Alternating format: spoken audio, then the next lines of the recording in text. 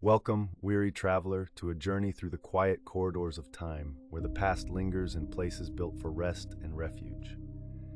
Tonight we explore the grand hotels of yesteryear, establishments where elegance never faded, and where some guests loved their accommodations so dearly that they simply never checked out. These are not tales of fear, but of presence, of continuation. Of spirits who found such comfort within ornate walls and beneath crystal chandeliers that they remain still decades after their earthly stays concluded. So settle deeply into your pillows now. Let your breathing slow and allow yourself to drift through these historic halls with me. We begin in the grand lobbies of the East Coast, where marble gleams softly in lamplight, and the air itself seems to remember celebrations from long ago. Picture yourself standing in the center of such a space, the ceiling soaring high above you, ornate plasterwork catching shadows and light in equal measure. The carpet beneath your feet is thick, patterned with intricate designs in deep burgundy and gold. And as you stand there in the gentle quiet, you might notice the faintest sound, like music from another room, or perhaps another time entirely. These hotels were built in an era when craftsmanship meant something eternal, when every detail was considered, every molding carved by hand, every chandelier hung with care and intention. And perhaps that intention remains. Perhaps the love poured into these spaces created something that transcends the ordinary, something that holds memory the way old books hold the scent of their first readers.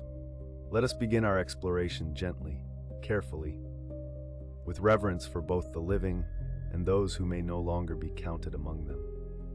Our first documented account comes from the Westbrook Manor, a hotel established in 1873 along the Massachusetts coastline. The building stands even now, 5 stories of red brick and white trim, with tall windows that overlook gardens which have grown wild and then been tamed again, over and over, for more than a century. It is here, in room 214, that guests consistently report the presence of a woman in Victorian dress. The reports are remarkably consistent, which lends them a certain credibility among those who study such phenomena. She appears most often in the early evening hours between 6 and 7 o'clock, when the natural light is beginning to fade and the lamps have not quite yet been turned on. Witnesses describe her as standing near the window, her posture perfect, her hands folded gently at her waist. Her dress is always the same, a deep plum color with jet beading at the collar and cuffs, the kind of garment that would have been worn to dinner in the hotel's elegant dining room. She never speaks, never acknowledges those who see her, but simply gazes out the window as if waiting for someone. Waiting, as she perhaps has been, for well over 100 years. The hotel staff, when asked about room 214, will smile knowingly. They are no longer unsettled by the reports. In fact, many of them have seen her themselves, this patient woman in plum-colored silk. The housekeeping staff report that the room sometimes carries the faint scent of lavender, though no sachets are placed there, and that occasionally they will enter to find the curtains drawn back when they distinctly remember closing them. But there is no disturbance in this presence, no sense of threat or unease. If anything, guests who have encountered her report feeling a strange sense of calm, as if they have been briefly visited by someone checking to ensure their comfort, making certain that all is well. One guest, a professor of history from Vermont, spent 3 nights in room 214 and reported seeing the woman on each evening. He described feeling no fear whatsoever, only a gentle curiosity and a deep, unexpected peace. He wrote in the guest book, "I believe she is still caring for this place, still ensuring that those who stay here are looked after." What a beautiful thought, that care and dedication might outlast the body that first embodied them. Let us drift now to a different establishment, moving southward to Virginia, where the Stratford House has welcomed travelers since 1902. This hotel is known for its magnificent ballroom, a space that once hosted debutante balls and elaborate celebrations, where orchestras played waltzes and foxtrots late into the night, where champagne flowed and laughter echoed off walls paneled in rich mahogany. The ballroom is still used for events, weddings and conferences, and charity galas, but those who work at the hotel know that sometimes the ballroom celebrates on its own. Security guards making their rounds in the deep hours of night, long after events have concluded and the space has been cleaned and locked, report hearing music, not the muffled sound of music from another part of the building, but clear, distinct melodies that seem to come from within the ballroom itself. Waltzes, primarily, the kind of music that would have been popular in the hotel's earliest decades. When they unlock the doors to investigate, the music stops. The ballroom stands empty and silent, chairs stacked neatly along the walls, the polished floor reflecting the dim emergency lighting. But the air in the room feels different somehow, feels active, as though the guard has interrupted something. One security officer, a man who worked the overnight shift for 15 years, described it as walking into a room just after a party has ended, when you can still feel the energy of the gathering, still sense the joy that filled the space moments before. He said the ballroom often smells faintly of perfume on these nights, classic scents like rose and gardenia, fragrances that would have been popular decades ago. And on one memorable occasion, he distinctly heard the sound of a woman's laughter, light and musical, coming from the corner where the orchestra would have been positioned. He no longer investigates these sounds with any sense of urgency. Instead, he simply notes the time in his log. Music heard in ballroom, 3:15 a.m., and continues his rounds. He has come to think of it as the hotel remembering its happiest moments, the way we all might replay our most joyful memories as we drift towards sleep. Perhaps buildings do the same. Perhaps they dream. And in dreaming, they bring forth echoes of the celebrations they once contained. What a lovely thought. That joy itself might be the thing that lingers, that happiness might be what refuses to fade. Now we travel westward in our minds, crossing through the gentle darkness of this peaceful night, arriving at the Gramercy Hotel in downtown Chicago. Built in 1928, this establishment rose during the final golden years before the Depression, and it was constructed with all the optimism and grandeur of that brief, shining moment. The Gramercy is known for its long, carpeted corridors, stretching the full length of the building on each of its 12 floors. The wallpaper is original in many sections, a pattern of gold medallions on cream, and the carpet runner is a deep forest green with gold borders. These corridors are where most of the unexplained activity occurs. Guests report seeing a man in a dark suit, always walking in the same direction from the elevators toward the far end of the hall. He moves at an unhurried pace, his hands clasped behind his back, as though he is simply out for an evening stroll through the halls of his favorite hotel. He is most often seen on the 7th floor, though there have been reports from the 9th and 10th as well. What is particularly interesting is that he never quite reaches the end of the corridor. Witnesses report that as they watch him walk, he seems to gradually fade, becoming less and less distinct, until he simply is no longer there. Not disappearing suddenly, but diminishing, like a photograph left too long in sunlight. One couple, celebrating their anniversary at the Gramercy, encountered this gentleman on 3 separate occasions during their 4-night stay. They reported that by the 3rd sighting, they had begun to find his presence comforting, almost welcoming, as if he were a fellow guest they kept encountering at breakfast or in the elevator. They began to nod to him in greeting, though he never acknowledged them, simply continued his perpetual stroll down the quiet hallway. The husband later wrote to the hotel manager, not to complain, but to express his fascination. He theorized that the man might have lived at the hotel, as many people did in that era, and that his evening constitutional had been such an ingrained habit, such a beloved routine, that it continued still. How many of us have routines that define us? Movements we make without thinking, paths we walk because they bring us peace. Perhaps this gentleman found such peace in his evening walks through the Gramercy's corridors that the walking itself became timeless. As we prepare to move deeper into our night's journey, let us visit one final establishment here in this opening chapter of our exploration. The Riverside Inn sits along the Hudson River in upstate New York, a sprawling structure built in stages between 1895 and 1912.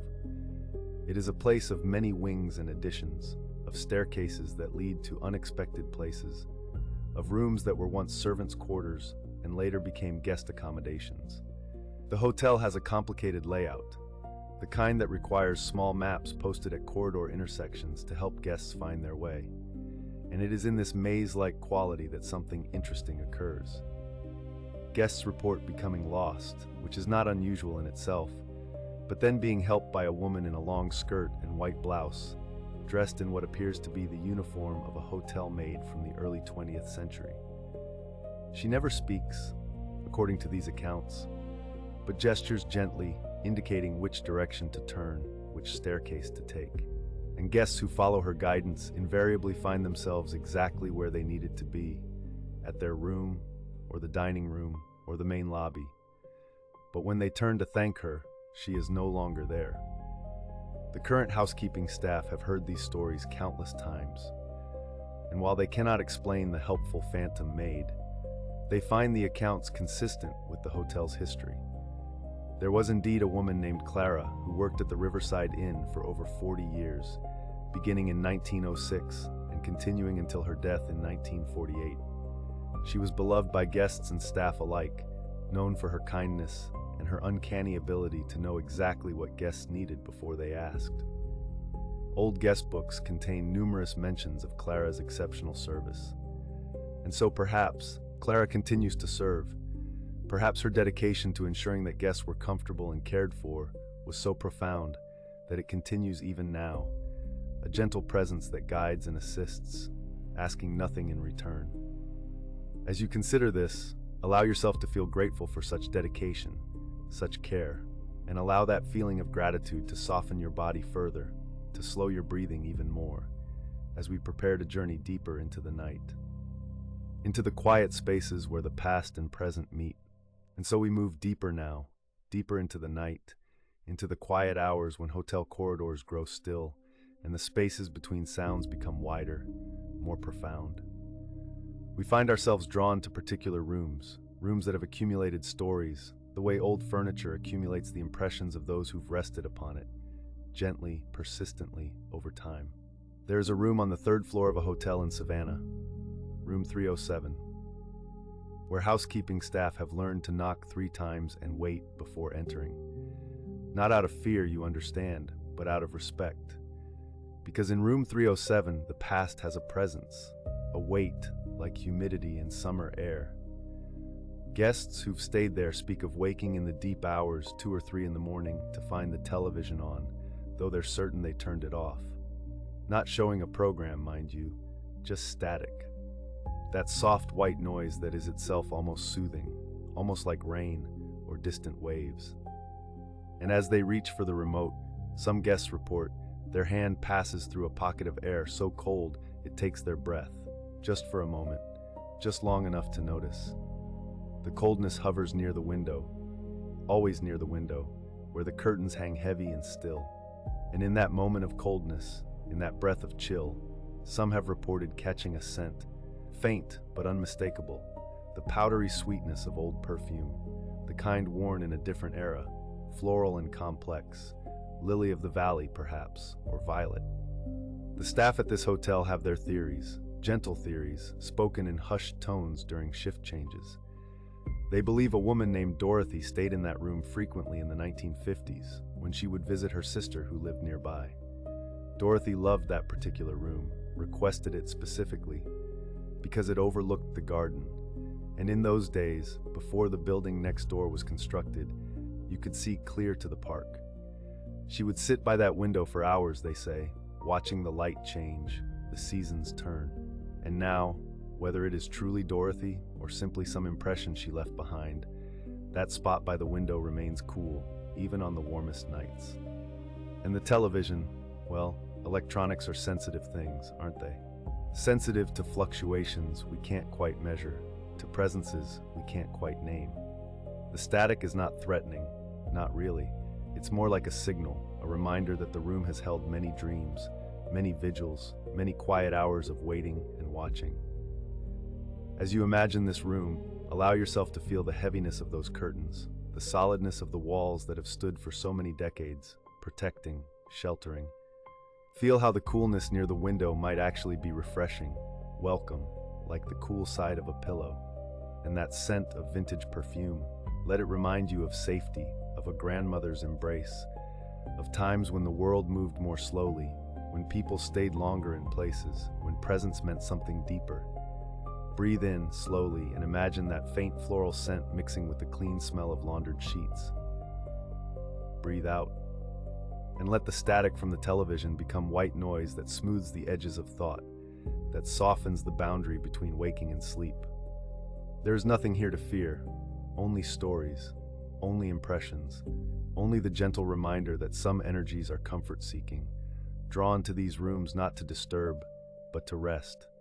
Just as you are resting now, settling deeper, allowing the weight of the mattress beneath you to support you fully, completely.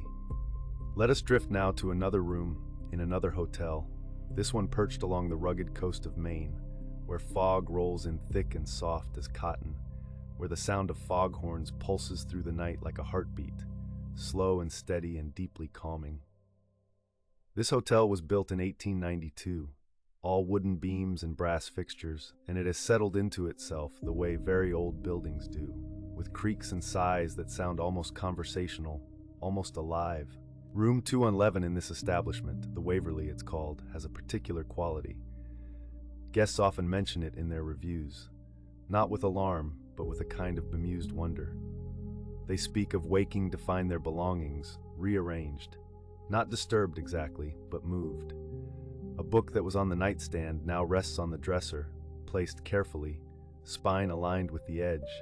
Shoes that were left by the door are now paired neatly beneath the chair. A jacket on the bed is found hanging in the closet on a wooden hanger, fastened properly. The housekeepers at the Waverly smile knowingly when guests mention these occurrences. They've experienced it themselves, you see, when they enter the room to clean, when it's been vacant for days. They might place their cleaning caddy in one spot, turn to strip the bed, and find the caddy has moved, just a few feet, as if someone needed to step around it, as if they were in the way. There's a story here too, a gentle one, about a woman named Margaret who worked at the Waverly for 37 years, beginning in 1920, when she was just 16 years old. She started as a maid, and though she eventually became head of housekeeping, she never stopped taking pride in the details. The perfect hospital corner on a sheet, the precise angle of items on a dresser, the way a room should feel when you enter it, welcoming, ordered, cared for. Margaret lived in the hotel for most of those years, in a small room on the 4th floor that no longer exists, the space having been reconfigured during a renovation in the 1970s. She never married, never had children, but the staff was her family, and the hotel was her home. When she passed away in 1957, quietly in her sleep at age 53, the staff says something of her remained, her attention to detail, her need for things to be just so, her gentle, persistent care. And so in room 211, which was on her regular rotation, which she cleaned thousands of times over the decades, things are still arranged. Not thrown about, never disturbed in a frightening way, but organized, tidied, cared for, as if Margaret is still making her rounds, still taking pride in her work, still ensuring that guests feel that particular quality of being looked after, being tended to, that distinguishes a truly fine hotel from a mere place to sleep. As you consider this, allow yourself to appreciate the comfort in it. Imagine staying in a room where an unseen presence, if presence it is, wants only to tidy, to organize, to care. Imagine waking to find your world slightly more ordered than you left it, your belongings treated with respect, with attention. There's something deeply soothing about this, isn't there? The idea that even in rest, even in sleep, we are watched over, not with judgment, but with the kind of care a devoted housekeeper brings to her work, the kind of care that says, you matter, your comfort matters, this space matters. Let that feeling of being cared for wash over you now.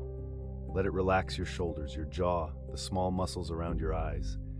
You are in a place, whether physical or imagined, where order and peace prevail, where gentle hands, seen or unseen, arrange the world so you can rest more deeply. Breathe in that sense of being tended to.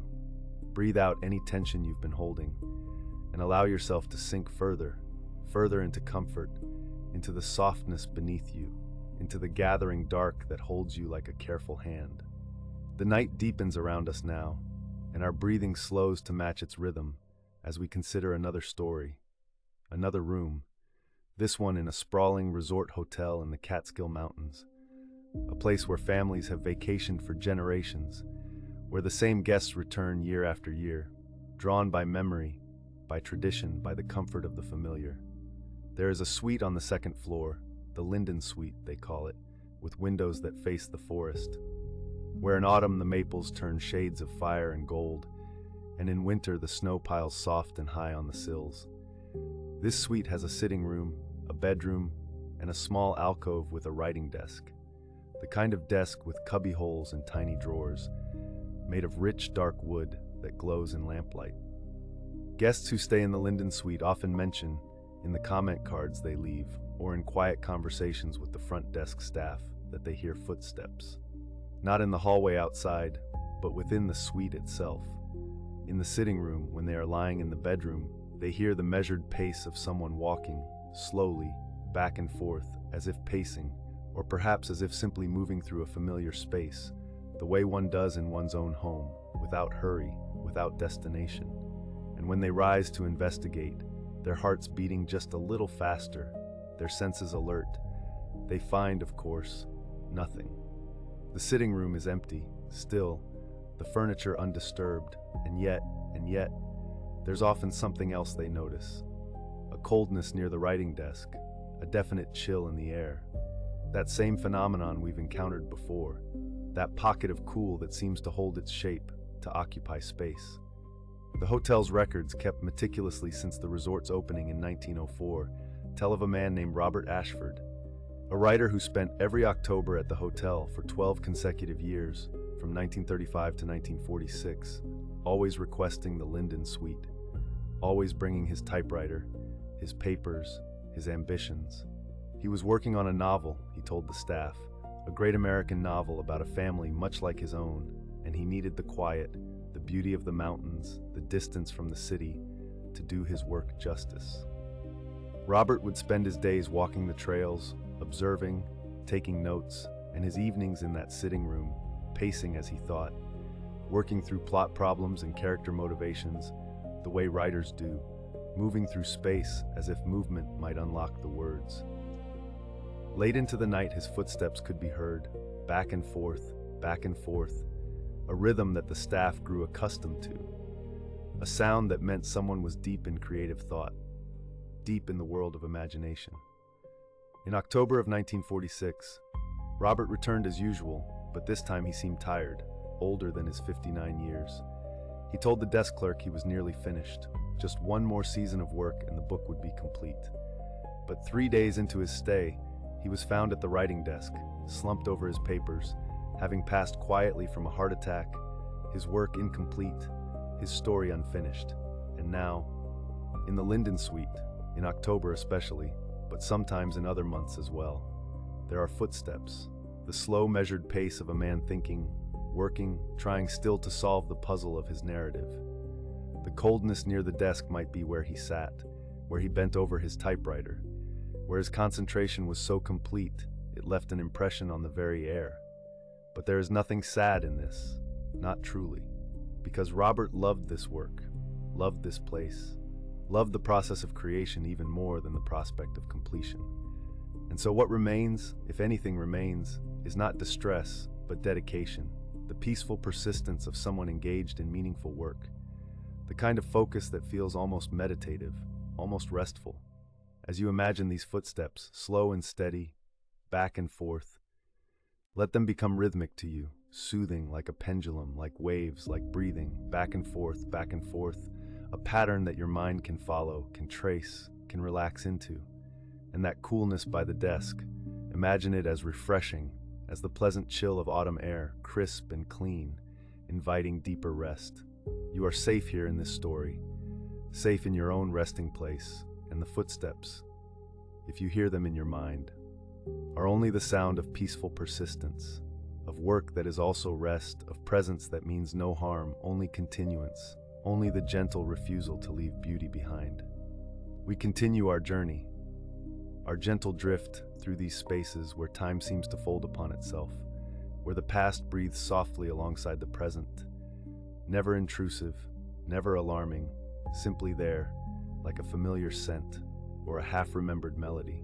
And as we move deeper into these stories, notice how your body responds, how your muscles release, how your breathing finds its slowest, steadiest rhythm, how thought begins to blur and soften at the edges. Let us visit now a boutique hotel in New Orleans, in the Garden District, where the buildings lean close together, where wrought iron galleries drip with ferns, where the air is thick with the scent of jasmine and the sound of distant music. This hotel, once a private home built in 1847, has been carefully restored, its 12 rooms each unique, each holding stories layered like paint on old wood. Room 8, at the back of the second floor, overlooks a courtyard where a fountain plays, where banana trees spread their broad leaves, where the light filters green and gold through the canopy.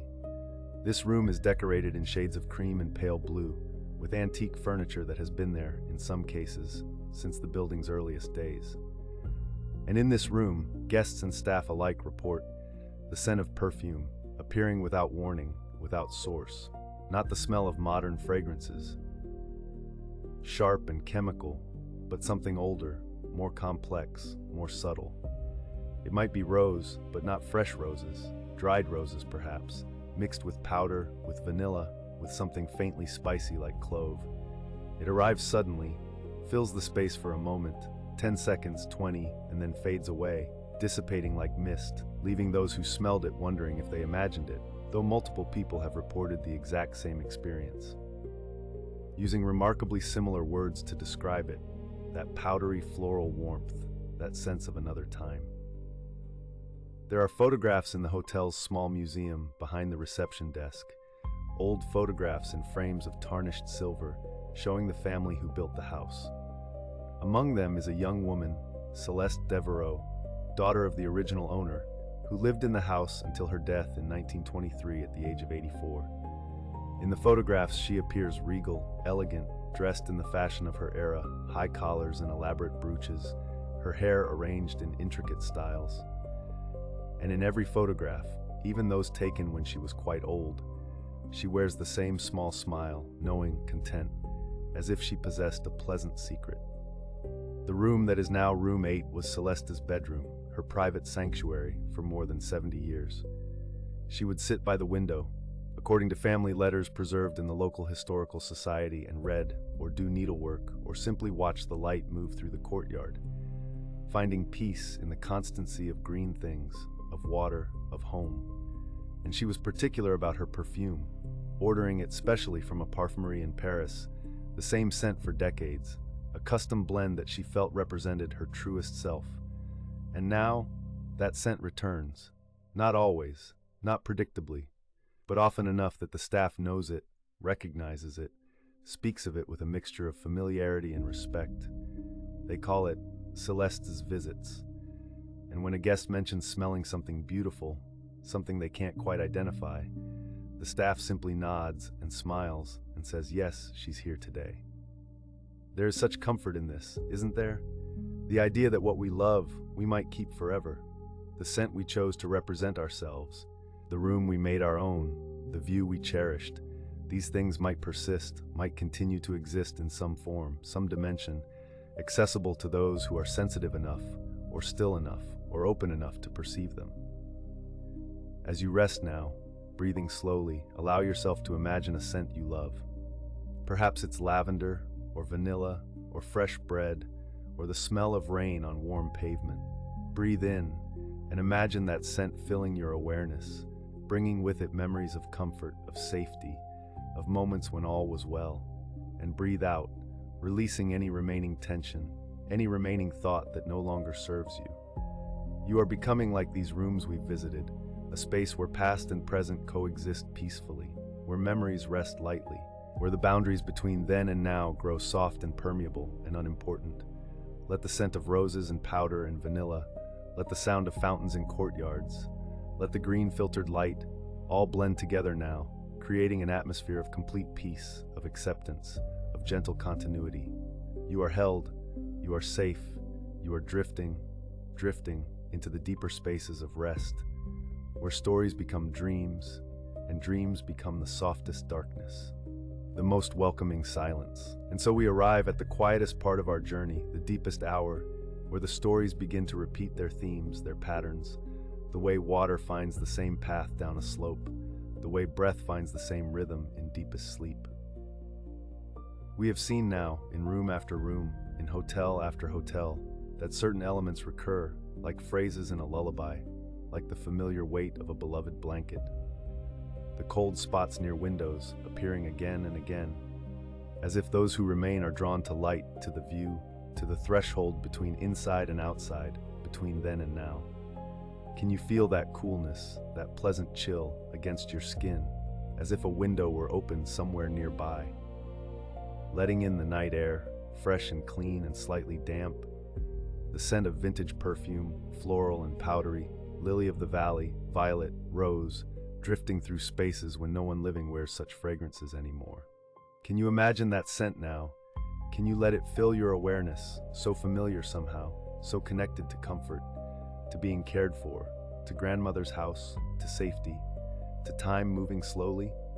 The sound of footsteps in vacant spaces, measured, purposeful, the sound of someone who belongs, who knows their way, who moves through the space with the confidence of home. Can you hear them, slow and steady, back and forth, or down a hallway, soft thuds on carpet, quiet creaks on old floorboards, rhythmic, soothing, like a heartbeat, like a clock, like breathing? And objects moving, rearranged, cared for, not disturbed but tended, organized by invisible hands that wish only to help, to maintain order, to continue the work they did in life, the work they loved, the work that gave them purpose and pride. Can you feel the comfort in this, the sense that even in stillness, even in rest, there is care all around you, attention being paid, gentleness being offered? These are the patterns, the themes that repeat, room after room, floor after floor, hotel after hotel, across decades, across distances, as if there are certain truths about places of rest, places of shelter, places that exist to hold travelers, to offer comfort to strangers, to provide a safe haven for sleep. Something in these spaces invites presence, invites lingering, invites the kind of peaceful persistence we've discovered tonight. And what we've learned, what we carry with us into sleep, is that there is nothing to fear in these presences, these impressions, these echoes. They are not malevolent, not threatening, not wrong. They are simply persistent. The way love persists, the way memory persists, the way a song persists in the mind long after the music has stopped playing. So as you rest now in your own space, imagine that you too are in one of these rooms. Imagine that the walls around you have held many before you, many sleepers, many dreamers, many travelers seeking rest at the end of a long day. And imagine that some small part of all of them remains, watching over you, keeping you company in the gentlest possible way, creating an atmosphere not of haunting, but of heritage, not of disturbance, but of continuity. You are never truly alone, because you rest in spaces that others have consecrated with their own rest, their own dreams, their own peaceful surrender to sleep. And this is not frightening, this is beautiful. This is the human family extending backward through time, all of us needing the same things: shelter, warmth, safety, peace, rest. Breathe in now, slowly, and feel yourself becoming part of this continuum, this long chain of sleepers, of dreamers. Breathe out and release yourself into the care of all that has come before, all that persists, all that watches gently from the shadows, not to disturb but to accompany, to witness, to bless your rest. The cold spot by the window is refreshing, cooling your pillow, cooling your thoughts. The scent of perfume is comforting, familiar, safe. The footsteps are rhythmic, soothing, a pattern for your own heartbeat to follow. And the invisible hands arranging, tidying, caring, they smooth your blankets, they adjust your pillow, they create order in the darkness so you can let go completely and drift into the deepest rest, the most peaceful darkness where past and present merge, where all is well, where you are held, where you are home, where you can finally release into sleep. And here we arrive at the third floor, the place where stories converge and settle like dust in golden afternoon light.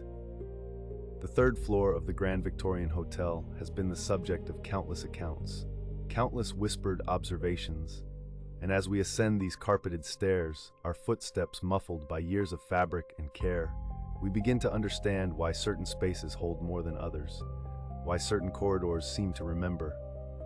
The architecture itself speaks to us here, speaks in the language of crown molding and wainscoting, in the gentle curve of the banister as it reaches the landing. The third floor was built in 1897, a different wing added in 1923, and where these two eras meet, where the old bones connect to the newer structure, there exists a threshold, a seam in time where the past seems to gather, seems to pool like water in a depression.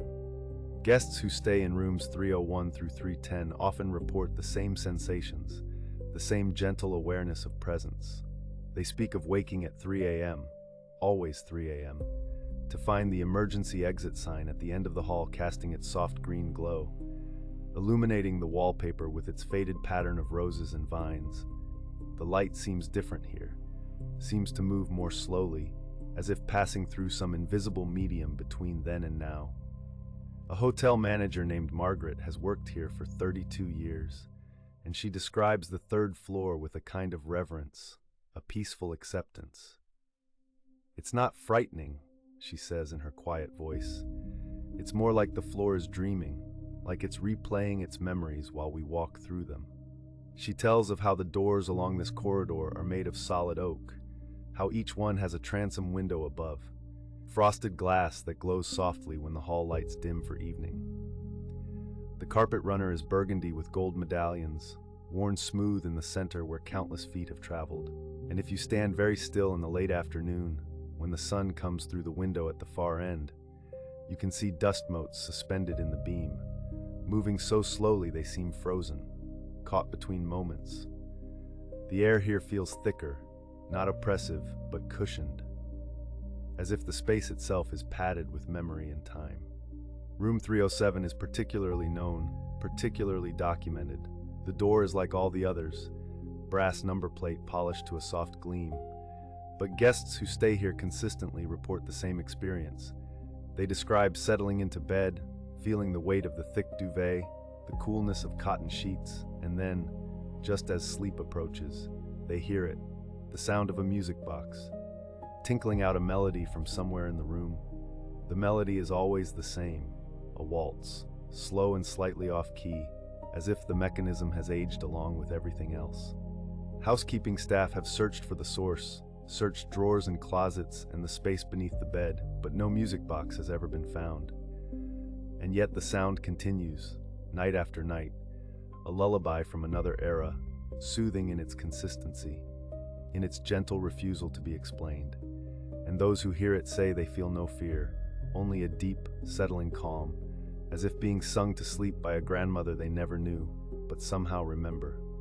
As we move deeper into the third floor, deeper into its particular atmosphere, we come to understand that architecture creates containers for experience, and some containers hold more than others.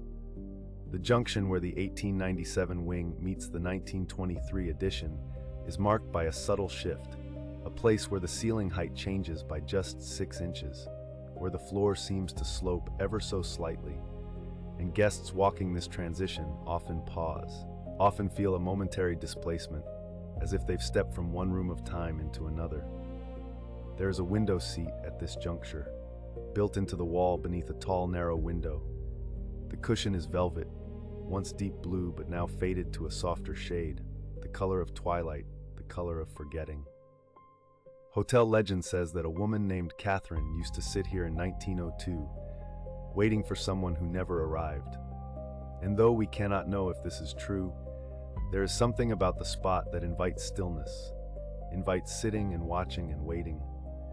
The window looks out over the hotel's interior courtyard, a space that modern guests rarely see, accessible only through a forgotten door in the basement. The courtyard has a fountain at its center, no longer functional, filled now with rainwater and fallen leaves.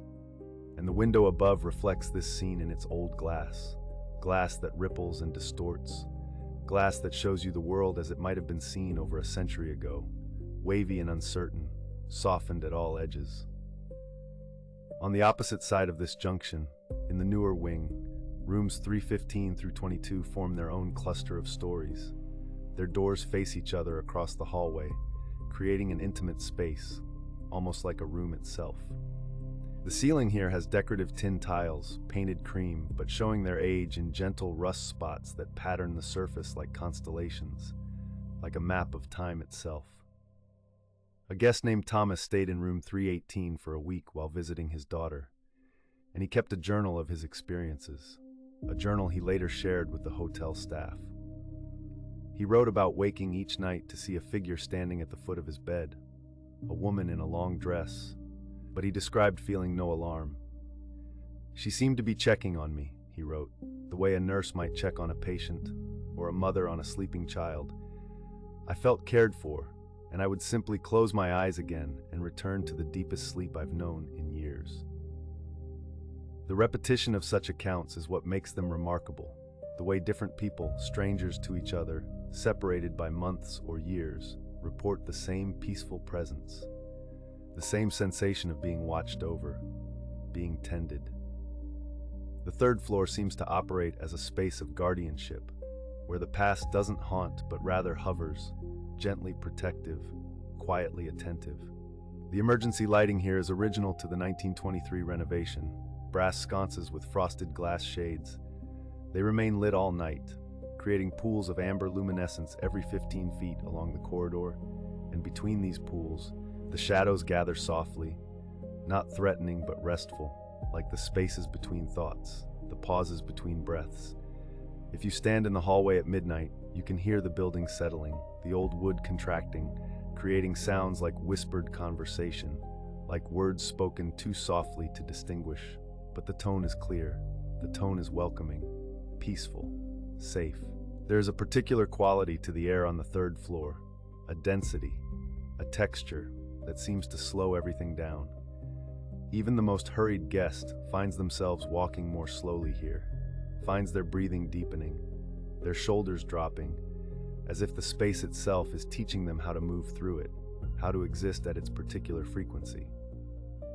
The west wing of the third floor contains rooms 323 through 330, and this section is known among staff as the quiet wing, not because guests are necessarily quieter here, but because sound itself seems muffled, seems absorbed by the walls and the thick plaster and the years of existence. Conversations in the hallway don't echo, they simply stop, contained within the immediate space, as if the building is keeping confidences, holding secrets gently in its structure. In room 325, there is a mirror, an original fixture from 1897, tall and narrow, with a frame of dark wood carved with acanthus leaves. The silver backing has aged, creating dark spots and clouds within the reflection, so that when you look into it, you see yourself, but also the layered imperfections, the accumulated time. You see yourself as you are, and also as you might have been, as you will become, all versions existing simultaneously in that spotted, foggy surface. A woman named Eleanor stayed in this room and wrote to the hotel afterward, describing how she would stand before this mirror each evening, brushing her hair in the lamplight, and how she began to feel she was participating in a ritual, that countless women had stood in this exact spot, making the same motions, the same gestures of care and preparation, and she felt connected to them, felt part of a long chain of temporary residents, all seeking rest, all finding it here, in this room, in this building that remembers. The documentation of third-floor phenomena often mentions the sensation of time becoming elastic, moving at different speeds. A night might feel like it lasts hours and hours, deep and expansive, filled with rest, and yet when morning comes, it seems to have passed in moments. Or the reverse, a guest might glance at the clock to find only minutes have passed, when it felt like they'd been lying awake for an eternity. But it's a comfortable eternity, not anxious, but meditative, contemplative. The third floor has 3 linen closets tucked into alcoves along the main corridor. Their doors are the same solid oak as the room doors, and inside they smell of lavender sachets and starch and the particular scent of old wood, a vanilla-like sweetness that comes from aged pine. Housekeepers report that items in these closets seem to organize themselves, that sheets folded one way will be found folded another, that pillowcases stack themselves in different orders, not chaotically but purposefully, as if someone else is also caring for these spaces, also maintaining order in their own way, according to their own understanding. And this is the essence of the third floor. This sense of shared stewardship, of the past and present working together to maintain these spaces of rest, to hold them sacred, to keep them functioning as places where travelers can stop, can pause, can surrender to sleep. The building wants this. You can feel it in the way the doors close softly, in the way the beds seem to embrace you when you lie down, in the way morning light filters through the curtains with such particular gentleness, golden and forgiving, asking nothing, offering everything. As evening settles over the third floor, as the day guests return to their rooms and the hallways empty, there comes a particular moment, a threshold time, when the building seems to exhale, seems to relax into its truest nature. The overhead lights dim slightly on a timer, not fully dark but softened, creating a perpetual twilight in the corridors. And this is when the third floor becomes most itself, most present, most aware. The patterns in the carpet seem more vivid in this light. The burgundy deepens to wine. The gold catches what little illumination remains and holds it, reflects it back. The walls seem closer somehow, not oppressively but protectively, like the sides of a cradle, like the wings of something large and gentle folding around you. And if you stand very still, if you quiet your own breathing and listen, you can hear it, the sound of the building breathing, the almost imperceptible creak and sigh of old wood and settled foundations, rhythmic, steady, like a heartbeat, like a lullaby made of architecture. Room 304 has a particular feature, a small door in the wall, only about 2 feet high, that opens onto a storage space created by the slope of the roof above. The door has a brass catch, aged to greenish patina, and when guests discover it, they often feel like they've found a secret, a hidden place. Inside the space is empty now, but the wood still smells faintly of cedar, and the darkness within feels ancient. Feels like it connects to something deeper than the building itself, to the earth beneath, to the stone foundation, to the bedrock below. A child staying in this room once told her parents that a boy lived in that small space, that he would come out at night and sit at the foot of her bed. And they would not speak but would understand each other, and she felt comforted by him, felt less alone in the unfamiliar room. Her parents dismissed this as imagination, but the night staff member who heard the story simply nodded, unsurprised. "That would be Daniel," she said quietly, though she offered no further explanation, and none was needed. Some things are simply known here, simply accepted. The third floor has its own thermostat, separate from the rest of the building, and yet the temperature here seems to regulate itself regardless of settings. Guests report that their rooms are always exactly the right temperature, never too warm nor too cool, but perfectly balanced, perfectly comfortable, as if the building knows what each person needs, adjusts itself accordingly. This attentiveness, this responsiveness, is part of what makes the third floor feel less like a location and more like a presence, like an entity with its own gentle consciousness. There are photographs in the hallway, hung in simple frames between the room doors, old images of the hotel in various decades, 1900, 1925, 1947, 1963. And in these photographs you can see the third floor as it was, see the same carpet, the same doors, the same windows, barely changed, remarkably preserved. The people in the photographs stand in formal poses, unsmiling in the way of old pictures, but their eyes are soft, their faces peaceful. They stand in the very spots where you now stand. They walked where you walk. They slept in these rooms, and perhaps some part of them remains, comfortable here, unwilling to leave, content to stay in this place of perpetual rest. and you, walking slowly down this hallway, feeling the particular quality of the air, hearing the gentle sounds of settling, seeing the soft glow of exit signs and wall sconces. You too become part of this continuum, part of this long chain of guests and residents and souls who have found rest here. Your footsteps join all the footsteps that came before. Your breath mingles with centuries of breathing, and you are held, you are kept, you are safe. In the deepest part of evening, when the third floor has settled into its nocturnal rhythm, there comes a stillness that is almost tactile, almost visible, like a soft blanket draped over everything, over every surface, every sound, every thought.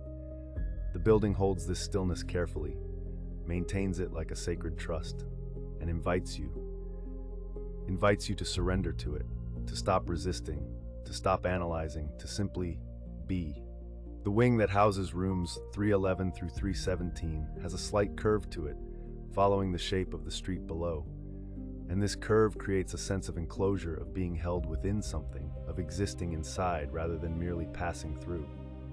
At the apex of this curve is a small alcove, just a few feet deep, with a single chair, upholstered in fabric that was once green, now faded to the color of sage, of sea glass, of memory itself. No one knows why this chair is here. There is no desk, no table, no apparent purpose, but guests sometimes find themselves drawn to sit in it, often without quite meaning to. And those who do report the same sensation, a feeling of deep peace, of being exactly where they should be, of time pausing, not stopping but hovering, like a bird suspended on a warm current of air, effortless, weightless, free. The window nearest this alcove looks out toward the east, and in the early morning before the sun rises, the sky beyond begins to lighten almost imperceptibly, moving through shades of navy to indigo to violet so slowly you cannot mark the change, cannot identify the moment of transition. It simply happens, the way sleep happens, the way letting go happens, without effort, without decision, just a gentle, inevitable shift. A night manager named James walks the third floor during his shift, checking that all is well, and he describes how his footsteps echo differently depending on the night. Sometimes the sound is absorbed almost completely, sometimes it carries further, resonates longer. The building is in different moods, he explains, though he's quick to add that all the moods are peaceful, contemplative, never agitated, never unsettled. It's like the floor is dreaming. He says, and some nights the dreams are deep and quiet, and other nights they're closer to the surface. But always there's the sense of contentment, of satisfaction, of a place being exactly what it was meant to be. The final room at the end of the main corridor, room 330, is known as the keeper's room, though no one can quite explain this designation, who the keeper is or what they keep. But those who stay here often report dreamless sleep, the kind that feels like falling into dark water, soft and enveloping, where you float suspended, held perfectly, requiring nothing, losing nothing, just existing in a state of pure rest. And they wake refreshed in a way that seems disproportionate to the hours slept, as if they've rested for days, for weeks, for lifetimes. And so the third floor continues, night after night, holding its stories, keeping its presence, offering its particular form of sanctuary to all who arrive here. Tired travelers, seeking souls, the restless and the weary, all are welcomed, all are tended, all are given what they need most, which is permission. Permission to stop, to cease, to surrender to the darkness and the quiet and the ancient, gentle, watching presence that dwells here, that has always dwelled here, that will continue dwelling long after we are gone. Patient, eternal, kind. And you are invited to rest now, to join this stillness, to become part of the third floor's dreaming, to let the burgundy carpet and golden light and soft shadows hold you, rock you, keep you, as you drift into the deepest, safest, most peaceful sleep, held by the building, held by time, held by all that came before and all that will come after, held in perfect, endless peace. And now, as the hours slip past midnight, we find ourselves at the front desk, that quiet station where the night auditors keep their vigil, where the lobby settles into its deepest stillness, and where those who work through the darkness have learned to coexist with something unexplainable. Maria has worked the night shift at the Grandview Hotel for 17 years. 17 years of watching the clock move from 11 to 7. Of sitting behind the polished Mahan desk while the world outside sleeps, and in those 17 years, she has come to know the rhythms of the building. The way the old radiators tick and sigh at 1:15. The way the chandelier crystals chime softly when the heating system cycles on. The way the lobby breathes. She tells her story in a voice that's grown accustomed to wonder, no longer startled, simply accepting. It's always around 2:30. She says, always that same time, I'll be doing the audit paperwork and I'll hear it, the creak of leather, over by the wingback chairs near the fireplace, that slow, rhythmic creaking like someone settling in for a long wait. And you can picture it so clearly, the grand lobby in its midnight stillness, the marble floors gleaming softly under the amber glow of the vintage sconces, the fireplace cold and dark, and those two wingback chairs. Deep burgundy leather worn soft by decades of guests, positioned just so facing each other, as if in eternal conversation. Maria no longer looks up when she hears the creaking. She simply continues her work, the sound becoming part of her nightly routine. Creak, pause, creak, pause. The rhythm of it almost comforting now, like a heartbeat, like a reminder that she's not entirely alone in the vast, empty lobby, that someone, or something, keeps the same hours she does. Sometimes, she says, her voice dropping to barely a whisper, I'll catch movement from the corner of my eye, just the slightest shift, as if someone's crossing their legs or reaching for a newspaper that isn't there. But when I look directly, the chairs are empty, perfectly still, waiting. And there's something so peaceful about this, about the way Maria has made peace with her invisible companion. The way the creaking has become expected, welcomed even, a signal that the night is unfolding as it should, that the hotel is settling into its truest self, when the guests are sleeping and the building can finally remember. The leather creaks, soft and slow, rhythmic and gentle, and you can feel yourself sinking into that sound, the way it marks time without urgency, the way it speaks of patience, of waiting, of presence without demand. Creak, and pause and creak and pause, and the night deepens, and Maria continues her paperwork, and the lobby holds its breath, and everything is exactly as it should be in this hour, in this place where time moves differently, where the past sits down to rest and rocks gently, gently, in the chair by the fireplace, keeping watch, keeping time, keeping company with those who work while others dream. James works the overnight shift at the Riverside Inn, and his story unfolds in the vertical spaces of the building, in the elevators that serve 12 floors of sleeping guests, elevators that sometimes have their own agenda. I started noticing it maybe 3 months into the job, he explains, his voice carrying that same quality of calm acceptance. The elevator on the left, the original one from when the hotel was built in 1924, it stops on the 7th floor every night, usually around 3:20, sometimes 3:30, but always the 7th floor. And he's learned to track it, to watch the brass needle on the Art Deco indicator above the elevator doors, that beautiful semicircular dial with its ornate numerals, watching as the needle sweeps smoothly from L for lobby, up past 1, 2, 3, 4, 5, 6, and then stopping, resting at 7. The doors open. James continues, and you can hear the smile in his voice, the fondness. They stay open for exactly the amount of time it would take for someone to step in. Maybe 15 seconds, 20 at most, and then they close, and the elevator comes back down, empty, always empty.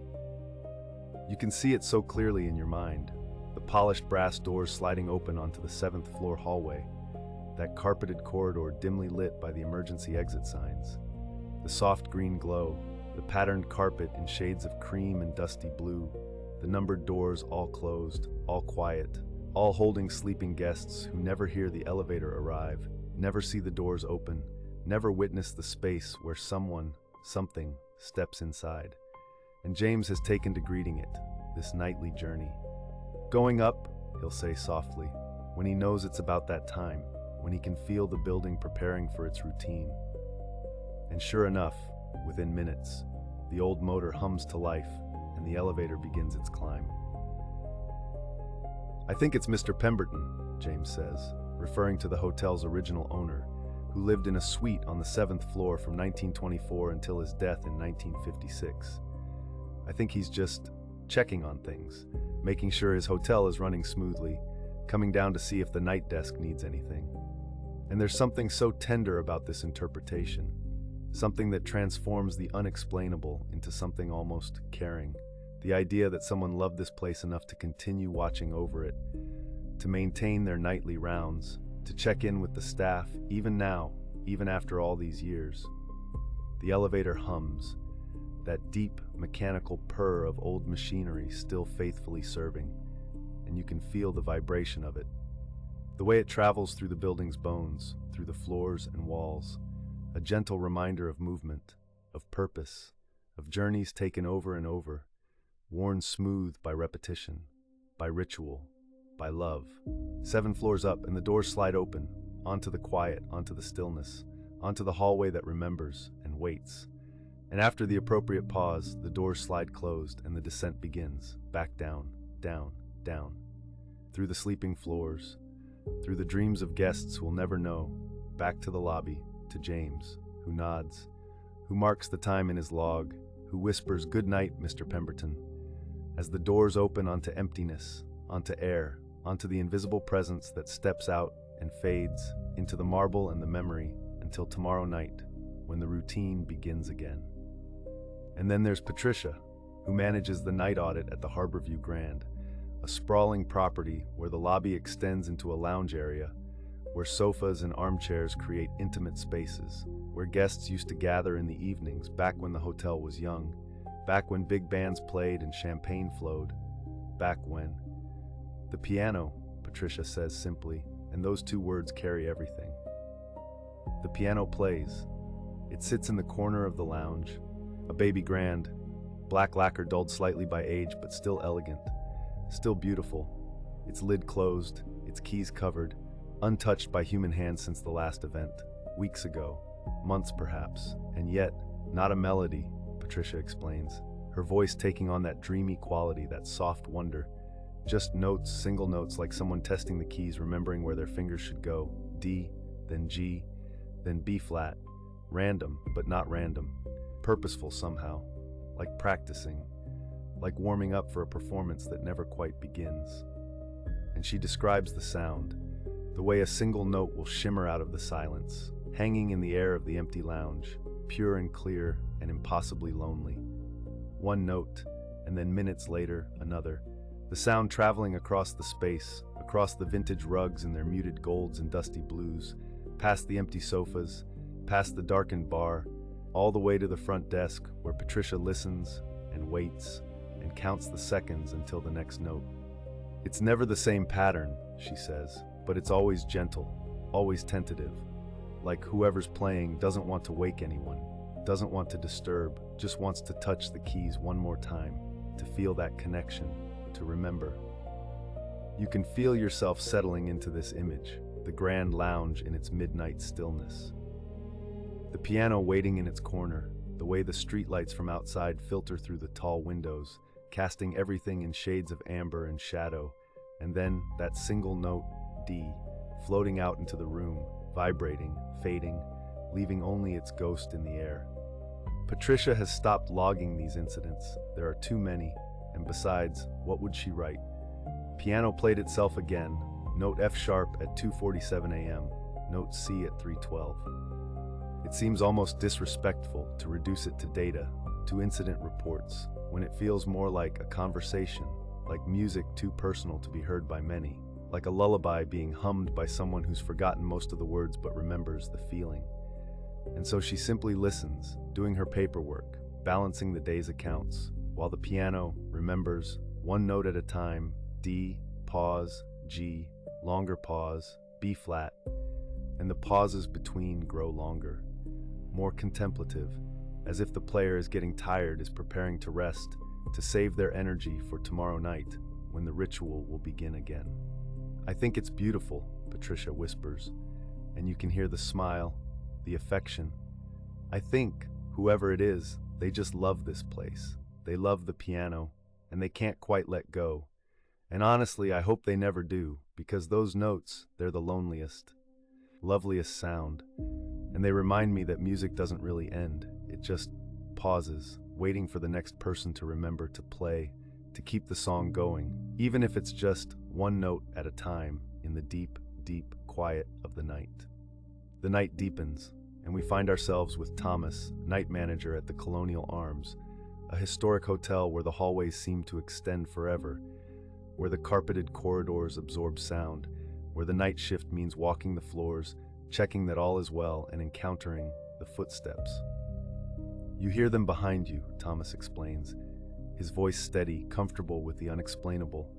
"Always behind you, never ahead, never beside, just following, keeping pace, about 10 feet back, the soft sound of dress shoes on carpet, steady, unhurried, matching your rhythm exactly."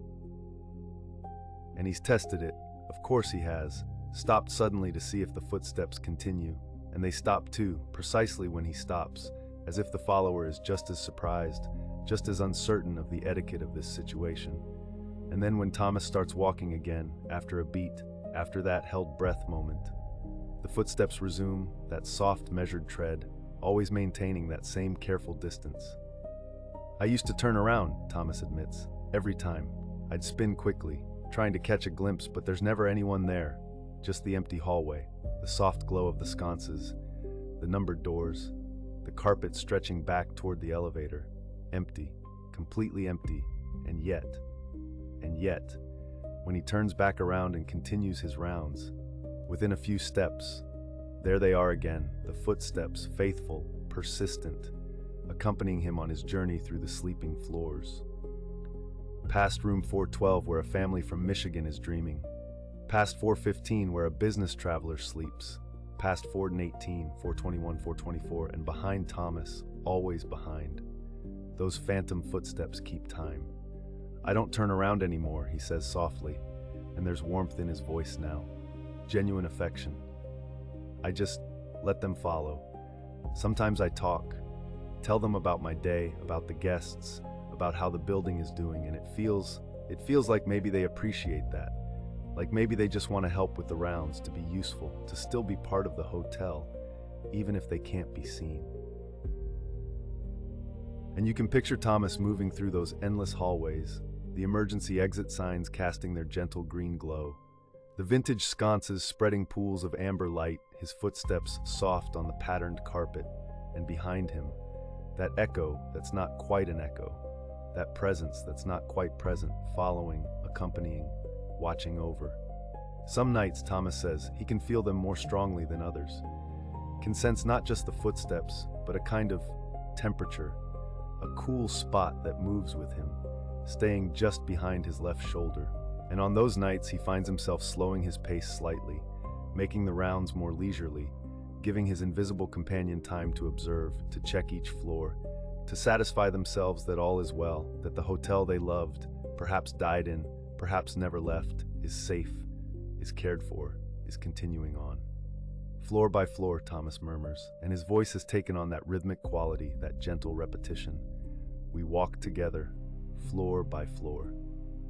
Hallway by hallway, the footsteps and I checking, observing, protecting. The soft sounds of our passage absorbed by the carpet, by the walls, by the sleeping building, and by the time we finish, by the time we return to the lobby, I always whisper thank you, and the footsteps, they fade, they retreat, until tomorrow night, when we'll walk together again, through the quiet, through the darkness, through the endless, peaceful hallways, together, always together. And as the deepest part of night settles over all these places, over all these front desks and lobbies, over all these night auditors and managers and staff who've learned to share their shifts with the unexplainable, we find a pattern emerging, a gentleness, a rhythm. The chair that rocks, creak, pause, creak, marking time like a metronome, like a heartbeat, steady and sure and infinitely patient. The elevator that climbs, floor by floor, 7 floors up to open on emptiness, on air, on memory, before descending again, the cycle completing, beginning again. The same journey every night at the same time, reliable as sunrise, constant as tides. The piano that remembers, one note at a time, D, then silence, then G, then longer silence, then B flat. The music deconstructed to its essence, to pure sound, to the ghost of melody, to the intention of beauty, even when beauty itself has faded. The footsteps that follow, maintaining their distance, their courtesy, accompanying but never imposing, walking the halls with those who walk them now. Keeping the old routines, the old rounds, the old devotion to this place, to these walls, to this purpose. And all of it happening in the quiet hours, when the guests sleep safely in their rooms, when the world outside has stilled, when these hotels can breathe, can remember, can host not just the living but the loving. Those presences who cared so deeply about these places that they simply stayed. The night auditors understand this now. Maria and James and Patricia and Thomas, they've come to see these occurrences not as disturbances but as companionship, as proof that they're not really alone during those long hours, that someone else keeps watch, keeps time, keeps faith with the building and all it represents. And there's something deeply peaceful in this realization, that these hotels are not haunted in the frightening sense, but inhabited, cherished, loved by those who remain. That the creaking and the climbing and the playing and the walking are not threats but rituals, gentle repetitions that mark the passage of nights beyond counting, that connect past to present, that suggest continuity, permanence, belonging. So if you find yourself in a hotel late at night and you hear a chair creak though no one sits there, or an elevator arrive though no one called it, or a single piano note shimmer through the darkness, or footsteps that match your own, do not be afraid. You are simply witnessing the building, breathing, remembering, being itself in its truest form, when the guests sleep and the staff keeps vigil, and those who love these places come out to help, to observe, to participate in the endless gentle rhythm of hospitality, creak and pause and creak. The elevator rises and descends. The piano whispers D, then silence. The footsteps follow, steady, faithful. And the night holds all of this, holds the living and the lingering, holds the present and the past, holds you as you drift deeper, deeper into the soft darkness, into the gentle rhythms, into the peaceful, repetitive, eternal rounds of midnight, where everything is exactly as it should be, safe, watched over, accompanied, never alone, drifting into the deepest, most peaceful sleep, while the hotels breathe and rock and climb and play and walk and remember.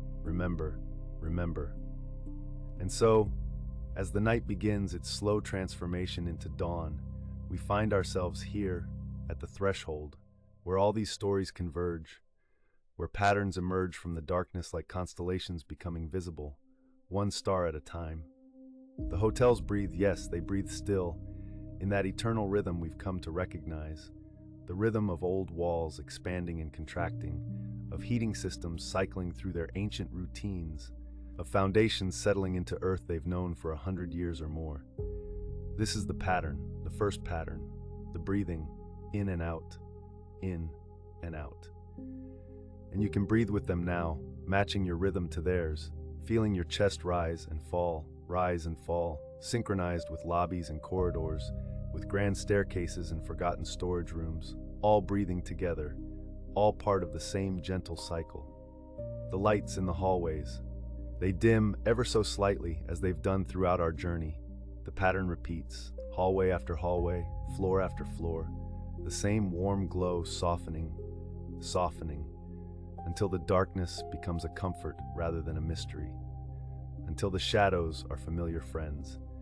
You've seen this before in every story we've shared, the lights dimming, the glow retreating, creating pools of amber and cream against walls that have witnessed so much. And in this dimming, there is no fear, only recognition, only the peaceful acknowledgement that this is how nights pass in these places, how they've always passed, how they will continue to pass, long after tonight, long after this moment. The curtains sway without breeze, we've noticed this. haven't we? In room after room, in window after window, heavy velvet drapes or sheer lace panels, moving in air that doesn't move, dancing to music we cannot hear. And this too is a pattern, a comforting constant, the gentle motion that suggests presence without demanding attention, that whispers of energy without shouting. You can almost see them now, all those curtains, in all those rooms, swaying, in perfect, slow synchronization, a waltz performed across decades, across centuries, and you are swaying too, perhaps, your body rocking ever so slightly, back and forth and back, moving with the curtains, with the breathing walls, with everything that lives in these patient spaces. The past and present, they coexist here. They always have. There is no division, no hard line, only a soft blending, like watercolors meeting on paper, blue into gold, gold into cream, cream into that deep dusty blue of twilight. The guests of yesterday walk the same corridors as the guests of today, their footsteps falling in the same rhythm, occupying the same space but different moments. And it doesn't matter because time here is circular, is layered, is something other than the straight line we imagine. You are part of this pattern too, resting in a place where others have rested, breathing air that others have breathed, finding comfort where comfort has been found 1,000 times before. There is safety in this repetition, in these patterns that emerge, that reveal themselves, that welcome you into their eternal cycle. The cold spots near windows, we return to them now, as we must, as the pattern requires. Every hotel in our journey, every story we've explored, has offered us these places of sudden temperature change, where warmth gives way to chill, where breath becomes visible for just a moment. These are the gathering points, the thin places where energy concentrates, where presence becomes almost tangible.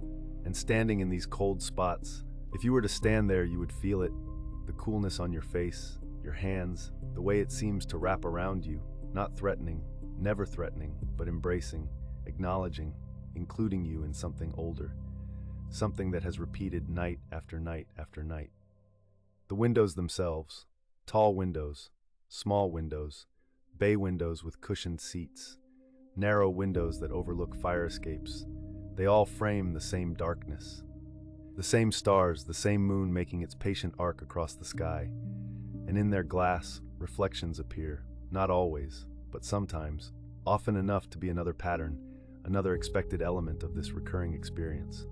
Reflections of figures that aren't quite there, of faces that exist between one moment and the next, of formal wear from eras that have ended, of expressions caught in eternal contemplation, watching, always watching, but meaning no harm, only existing, only continuing, only being what they have always been, and you, drifting now, deeper now, you understand, you accept that these presences are as much a part of the hotel as the carpet, as the wallpaper, as the ice machines humming their mechanical songs.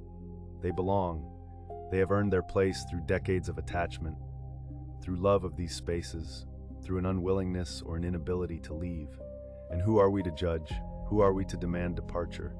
When we too love a good hotel, love the anonymity, love the temporary home feeling, the scent of perfume, vintage perfume, lavender and rose, something with depth and staying power, something they don't make anymore.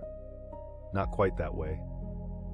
This scent drifts through the patterns too, appearing in stairwells, in empty conference rooms, in corners where old chairs gather. It's a gentle smell. A grandmother smell, a smell that speaks of care and attention, of getting dressed for dinner, of special occasions, of times when hotels were destinations rather than stopovers, and breathing it in, imagining you're breathing it in. You feel the comfort of it. The way certain smells can transport us, can make us feel held, remembered, part of a continuity that stretches back and back. The footsteps, in vacant spaces, they echo, they always echo. Because hotels are built for echoes, for sound to travel down long straight corridors, to bounce off hard surfaces, to carry from floor to floor through old ventilation systems. We've heard them in every story, the definite sound of shoes on carpet, on tile, on hardwood, the rhythm of walking, purposeful or leisurely, arriving or leaving, but always the same, always unmistakable, always unexplained when the hallway is checked and found empty. These footsteps are your lullaby now. Imagine them, soft, regular, fading, approaching, fading again, like waves, like breathing, like any repeated sound that becomes meditative, becomes hypnotic. They walk you towards sleep, these phantom feet. They pace out the rhythm of your descent into rest. Step, step, step, growing fainter, fainter, until you cannot tell if you still hear them, or if you're simply remembering them, or if there's any difference at all. In this quiet hour, this pre-dawn stillness, we cycle through the images once more, but slower now, much slower, as if each image is being held up to gentle light, examined, appreciated, then carefully set down before the next appears. The grand ballroom, empty now, chairs arranged around tables, white tablecloths glowing in emergency exit light, that particular green-white light that casts everything in an otherworldly glow. The ballroom where couples danced, where orchestras played, where celebrations echoed off high ceilings, where joy was concentrated and preserved, soaked into the very floorboards. This ballroom exists in all the hotels, across all our stories. It is the same ballroom, appearing again and again, with slight variations but essential sameness, and it is empty, and it is full, simultaneously, empty of people you can see. Full of moments that refuse to fully fade, and you can rest there, in that ballroom, in your mind. You can choose a chair, sink into it, and watch the empty space. Watch it be empty and full. Watch the past and present blend, and there is nothing you need to do, nowhere you need to be. Only this watching, this peaceful observation. The lobby at 3 a.m. at 4 a.m., the deepest point of night, when even the night auditor might doze for just a moment. When the coffee pot has gone cold, when the only sound should be the hum of the refrigerator behind the desk. Should be, but isn't only that, because there are the other sounds. The elevator chime, dinging for a floor though no one called, though no one exits when the doors slide open. The lobby furniture, arranged in conversational groupings, wing-back chairs facing each other, as if waiting for guests who will arrive any moment, or who arrived long ago and never quite left. And one chair, there's always one chair, rocking, ever so slightly, moving with a rhythm that suggests weight, that suggests someone just rose, or just sat down, or is sitting still, invisible but present, rocking, rocking, in that hypnotic motion that your body wants to mirror, wants to match, as you rock yourself, gently, internally, toward deeper sleep, deeper rest. The staircases, the grand staircases with their polished banisters worn smooth by countless hands, always climbing, floor after floor, steps that creak in familiar patterns, the third step from the bottom, the seventh, the landing halfway up. These staircases appear in dreams. They have that dream quality, that sense of eternal ascension, of climbing towards something that remains always just out of reach. But it doesn't matter, because the climbing itself is the point, the movement, the repetition of lift and step, and you are climbing too, in a way, climbing down the staircase of consciousness, descending, step by soft step into the deeper floors of sleep where dreams await, where rest lives. And all these images, they cycle, they repeat, ballroom to lobby, lobby to staircase, staircase to corridor, corridor to room, room to window, window to curtain, curtain to shadow, shadow to light, light to dimming, dimming to darkness, darkness to comfort, comfort to safety, safety to sleep. Each image flowing into the next like a carousel, like a loop of film, playing again and again and again. And with each repetition you sink further, you let go more completely, you trust more deeply, because the pattern holds you, the repetition cradles you. The eternal return promises you that everything continues, everything cycles, everything comes back around, and you are safe within this wheel, this gentle spinning, this soft revolution of images and sensations that asks nothing of you, except that you rest, that you release, that you allow. The energies that remain, tied to places of shelter, tied to places of rest. This is what we understand now. This is the comfort we've found. Hotels were built for welcome, for providing sanctuary, for offering a place to lay your head when far from home. And that purpose, that fundamental intention, it lingers, it it stays. It becomes part of the architecture itself, soaked into plaster, woven into carpet, reflected in mirrors that have witnessed 1,000 arrivals, 1,000 departures. The spirits, if we can call them that, the presences, the energies, they are not so different from the living guests. They seek the same things: rest, shelter, continuation, a place that feels like it could be home, even temporarily, even for an eternal moment. And so they remain, in their formal attire, in their vintage perfume, in their footsteps and their reflections. They remain, and their remaining is not haunting, not really, but rather a kind of staying, a kind of loyalty, a kind of love. And you, as you rest, as you drift, as you descend deeper and deeper into sleep, you are joining them, not permanently, not literally, but in spirit, in the sense that you too are resting in a place designed for rest. You too are allowing yourself to simply be, without agenda, without urgency. You are part of the pattern now, part of the cycle, another presence in another room, breathing, dreaming, existing peacefully. And the hotel, whichever hotel contains you, whether it's a grand historic building or a modest roadside establishment, whether it exists physically or only in this story, this hotel accepts you, welcomes you, holds you in its repetitive embrace. The walls, they breathe around you, expanding, contracting, so slowly you can't perceive it, but you can feel it, can sense it. Like the walls are lungs, like the building is a body, and you are safe inside it, protected, watched over. The heating system, clicking on, clicking off, clicking on again, providing warmth, providing the ambient sound of care, of systems functioning, of everything working as it should. This mechanical breathing, this systemic circulation, it underlies everything. It supports all the other sounds, all the other patterns, and you can hear it beneath these words, beneath your own thoughts. The steady, reliable sound of a building taking care of itself, taking care of you.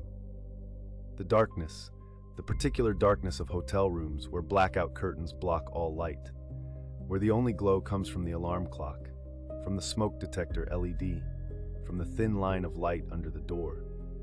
This is complete darkness, enveloping darkness, safe darkness, the darkness that promises true rest, that allows the body to fully surrender, to release, to repair. And you are in this darkness now. Even if your eyes are closed in light, you are choosing the darkness, embracing it, letting it cover you like the heavy duvet, like the layers of blankets, like the accumulated weight of comfort. The presences, they are with you, but you are not afraid, because they are resting too. Because everyone in the hotel, seen and unseen, past and present, is engaged in the same activity, the same nightly ritual of letting go, of closing eyes, of breathing slowly, of drifting, down and down and down. They are your companions in rest, your fellow travelers in sleep.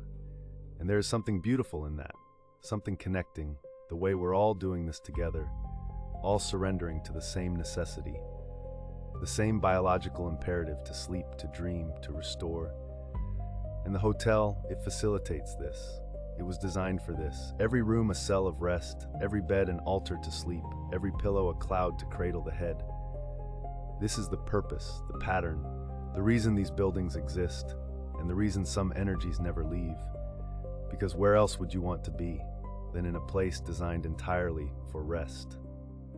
And so, we arrive at the end, which is not an end, but a continuation, a cycling back to the beginning, to the breathing, to the dimming lights, to the swaying curtains. Everything we've explored, everything we've witnessed, it continues right now in hotels across the world. The same patterns, the same presences, the same peaceful coexistence of what was and what is.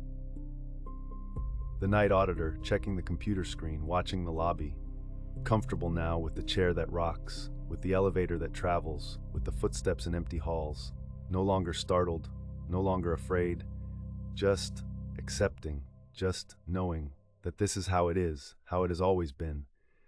The early morning, approaching, but not yet here, the darkest hour, the quietest hour, when sleep is deepest, when the boundary between worlds is thinnest, when everything is possible, and nothing needs to be proven. You are so deep now, so far into rest, that these words are barely reaching you, barely landing, just washing over like waves, like that distant sound of the ocean? Or is it traffic? Or is it the building's ventilation? Or is it nothing at all? Just sound, just vibration, just the hum of existing. The hallway lights dimming, dimming, until they're barely there, just a suggestion of light, just a memory of illumination. And that's enough. More than enough, because you don't need to see, you only need to feel, to sense, to know.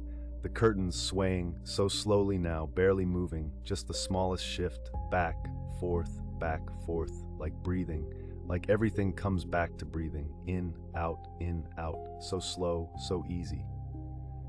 The temperature cooling just slightly, the night at its coldest point before dawn, and this coolness is welcome, is refreshing, is perfect for sleeping, for burrowing into blankets, for finding that exact right position where every muscle can release, where every thought can fade. The presences, they're resting too. They've done their walking, they're appearing, they're remembering, and now they too can rest, can be still, can simply exist without effort, and you with them. All of you together, in rooms and corridors, on staircases and in lobbies, all breathing, all resting, all part of the same great organism, of hotel, of shelter, of sanctuary. The patterns, you know them now, you've learned them. They're part of you, and you're part of them. And this knowledge is comforting, is soothing, is permission to completely let go. Because it continues with you or without you. The dimming, the swaying, the cooling, the breathing, it continues, and you can trust it, can trust the pattern, can trust the cycle, can trust that everything is safe, is held, is exactly as it should be. The dawn, it will come, eventually, slowly, gently, bringing soft light to windows, touching curtains, warming walls, but not yet, not for a long time. You have hours still, hours of deep dark rest, hours of being held by the pattern, by the hotel, by the eternal returning. And you're breathing, matching the breathing of walls, of buildings, of presences, of everyone who has ever rested here or rests here now or will rest here someday. All the same breath, all the same rhythm, in, out, slower, slower, barely there, barely breathing, barely being, just resting, just sleeping, just drifting in the pattern, in the cycle, in the eternal gentle return to rest, to peace, to deep, deep sleep in these places, these hotels, these shelters, where we all eventually come to rest, where the patterns hold us, where the presences accept us, where the darkness welcomes us, and we sleep and sleep and sleep, watched over, accompanied, part of something older, something patient, something that will continue long after we've checked out and gone on our way. But for now we remain, we rest, we sleep, we dream, in the safety of the pattern, the comfort of repetition, the peace of knowing that everything returns, everything continues. Everything is exactly as it should be. Safe, held, resting, sleeping, sleeping, sleeping. Thank you for listening tonight. If this story helped you drift off, consider leaving a like and subscribing for more calming stories. Sweet dreams, and I'll see you next time.